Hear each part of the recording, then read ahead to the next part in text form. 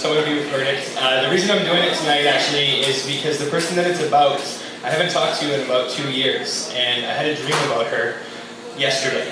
And I woke up from the dream, went and opened my computer and checked the email, and she emailed me. Wow. So this one's for Amazing. I remember Amazing. Blazing blonde hair, green eyes like emerald cities that I could stare into for days and just gaze at the maze of creative pathways that flowed from her head to her heart to her soul. Her goals and dreams were so fresh and strong. They were like streams that just poured right out of the earth, giving birth to anything Amazing put her mind to. And her walk was so tried and true, with the blue skies on Amazing's horizon so right on that they actually trumpeted a song of victory in front of any path Amazing chose. She was stylized like Marilyn Monroe, with a hint of retro in her vintage clothes, and she was so proud of her BFA, or Bachelor of Fuck All, as Amazing would call it.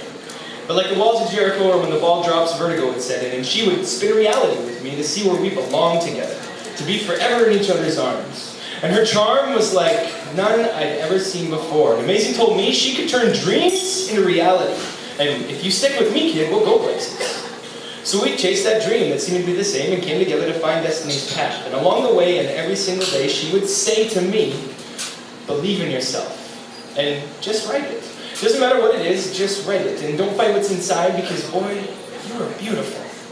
And you see, when Amazing believes in you, you know it's true. Through good times and bad, she had supported me. Financially, mentally, emotionally, dutifully supported me. See, I was kind of, as they say, fresh off the farm and born in a barn. But there was no harm in that, because Amazing saw potential.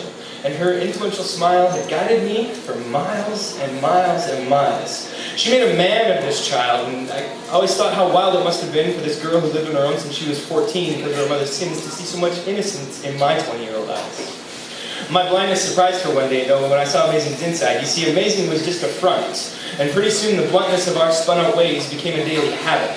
A habit we knew was bad, but it was okay, because Amazing could grab at any justification she needed to feed that hole inside of her that grew like a weed, see? Because when a seed is planted at birth from a mother's negative self-worth, the earth just doesn't seem the same anymore. I'm just trying to numb the pain, she'd say. I'm self-medicating, indicating that the icy smoke she just inhaled off a broken piece of glass wasn't her first, and it wouldn't be her last. And I guess that, well, everybody's got a past, and how could I cast judgment, because I was the one who was passing it to her. And as every day began to stay the same, and the only thing that changed was how she would rearrange the mess that was our life. Now the best we hoped for was more dope to keep going, and all I could think of was how we were blowing it.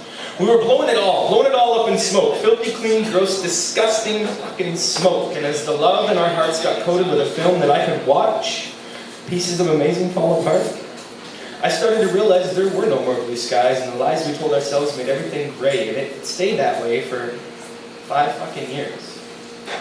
And as I watched Amazing fall from grace to chase the dragon across her face like some cool game of connect the dots, and there was no pretty picture made from those lines. And even with all the stars combined, she just didn't shine anymore. And I cried to that demon, please, take my mind and not hers, for she's worth so much more, and all the amazing things she has in store for her. Give me the war that rages inside of her, and I will fight you to the death. But demons don't answer questions easy, and life's lessons are repeated until they're learned, and then they're repeated again.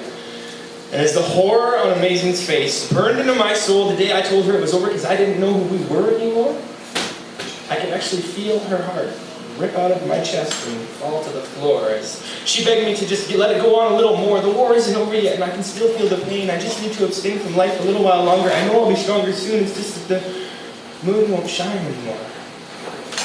And I looked in Amazing's eyes to find the city's gone, and she was lost in a sea of ice crystals, and her mystical, original, and beautiful world had drowned me on the boundaries of reality. And our duality became now too apparent that where we went from there had to change.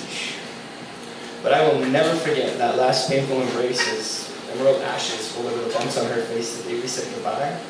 Because all I could think of was Amazing. Amazing will never be the same.